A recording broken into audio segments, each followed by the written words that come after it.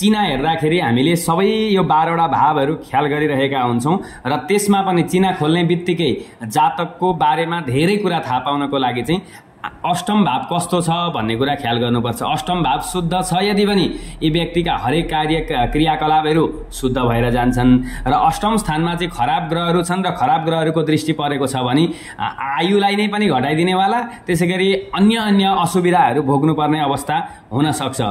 र आज म यो भिडियोमा चाहिँ यो स्थानमा कुण्डलीको 8औं भावमा जस्तो हजुरहरु नयाँ हुनुहुन्छ भने यो भाव जम्मा 12 वटा भाव हुन्छन् कुण्डलीमा। यहाँ यो पहिलो भनेर गर्नुपर्छ। जतिसुकै अङ्क भन्यो अङ्क चाहिँ राशि हुन् यी ग्रहहरू भने भए यी राहु केतु यी चन्द्रमा मङ्गल भनेका यी ग्रहहरू भए यी अङ्क भनेका राशिहरू भए यी कोठा भनेका चाहिँ घरहरू हुन्। यहाँदेखि सुरु गरेर यसरी घडीभन्दा विपरीत दिशातर्फ ग्रहहरूको दृष्टि हुन्छ र राहु केतुको चाहिँ घडी अनुसारले नै हुन्छ। र अब यहाँबाट यसरी गर्नु पर्यो कुण्डलीलाई गन्दाखेरि यसरी दाहिनेतिर गनेर ल्याएर 8औं भावमा पुग्दाखेरि 8औं भाव शुद्ध छ कि छैन। यहाँ शुभ ग्रहहरू छन् यहाँ र शुभ ग्रहहरूको दृष्टि यहाँ परेको छ भने त्यो स्थान शुद्ध छ। अब ग्रह यहीँ बसेको छ भने त्यो ग्रह त्यति धेरै प्रभावशाली हुँदैन र अशुभ ग्रहहरू छन् भने अशुभ ग्रहको दृष्टि हुँदा नराम्रै रहेछ अशुद्ध रहेछ भन्नु पर्यो। शुभ रहेछ भने स्थान चाहिँ शुद्ध रहेछ त्यो ग्रह चाहिँ कमजोरी रहेछ भन्ने कुरा पनि बुझ्नु पर्दछ।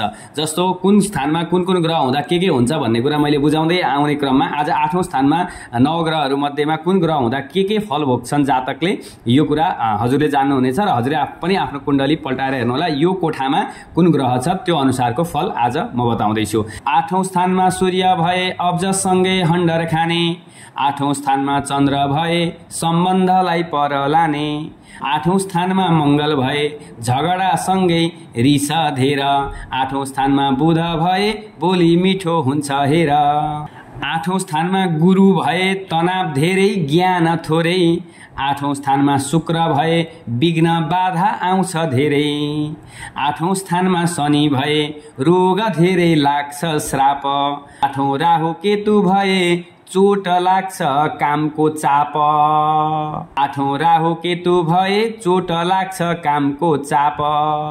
जस्तो 8औं स्थानमा सूर्य ग्रह बसेको छ भने धेरै अब्जस पाउनेवाला व्यक्ति अनि हन्डर खाने जीवनमा हरेक प्रयासहरूमा विफल बन्ने यस्ता व्यक्तिहरू 8औं स्थानमा सूर्य भएका अनि 8औं स्थानमा सूर्यको दृष्टि छ भने पनि अथवा 8औं स्थानसँग सम्बन्ध सूर्यको धेरै देखियो भने त्यस्ता व्यक्तिहरू धेरै हन्डर खाने र अब्जस धेरै पाउनेवाला हुन्छन्।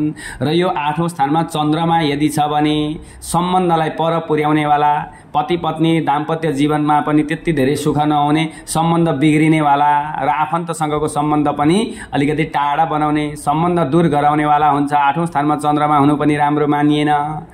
त्यसैगरी 8औं स्थानमा मङ्गल ग्रह बसेको छ भने झगडा धेरै गर्नेवाला छिटो रिसाउनेवाला व्यक्ति हुने माङ्गलिक पनि हुन्छन् त्यस्ता व्यक्ति। त्यसैगरी 8औं स्थानमा बुध ग्रह बसेको छ भने बोली मिठो हुन्छ। अरू ग्रह बस्नुभन्दा बुध ग्रह बस्नु चाहिँ राम्रो हो। 8औं स्थानमा 8औं स्थानमा बुध भए बोली मिठो हुन्छ हेर 8औं स्थानमा बृहस्पति हुँदा चाहिँ तनाव धेरै हुने यस्ता व्यक्तिहरूलाई तनाव धेरै हुन्छ। ज्ञान अलिकति कम्ती नै हुन्छ तनाव धेरै ज्ञान थोर बृहस्पति यहाँ हुँदा 8औं स्थानमा शुक्र भए विघ्न बाधा आउँछ धेर। यहाँ शुक्र छ भने त्यस्ता व्यक्तिहरूको जीवनमा विघ्न बाधाहरू पारिवारिक जीवनमा पनि निकै अप्ठ्यारा स्थितिहरू आउँछन्। 8औं स्थानमा शनि भए रोग धेरै लाग्छ श्राप। यहाँ शनि हुनु पनि राम्रो होइन। यहाँ शनि भएका व्यक्तिहरूलाई केही गाली श्राप चेली श्रापहरू पनि परेको हुन सक्छ। घरमा कुलमा आफन्तले आफ्ना व्यक्तिले अथवा आफूले चेलीको फुपूहरूको सेवा पनि गर्नुपर्ने हुन्छ र उहाँहरूलाई त्यति धेरै सन्तुष्ट पनि पार्न सकिँदैन। यहाँ शनि भएका व्यक्तिहरूले चेली बेटी खुसी बनाउन सक्दैनन्।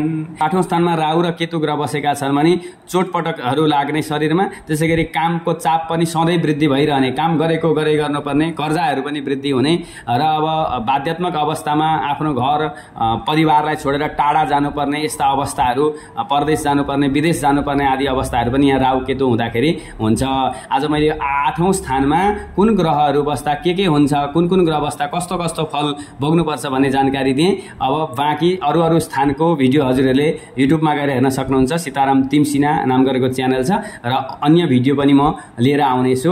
थोरै गर्दै लगाउँदैछु त्यही भएर केही कुनै भिडियो लगाउन पनि बाँकी छ र हजुरहरूले आफ्नो प्रतिक्रिया दिनुहोला र कमेन्ट राख्नुहोला। हजुरहरूको कमेन्टलाई पनि आधार लिएर म अर्को भिडियो तयार गर्नेछु। हरि ओम।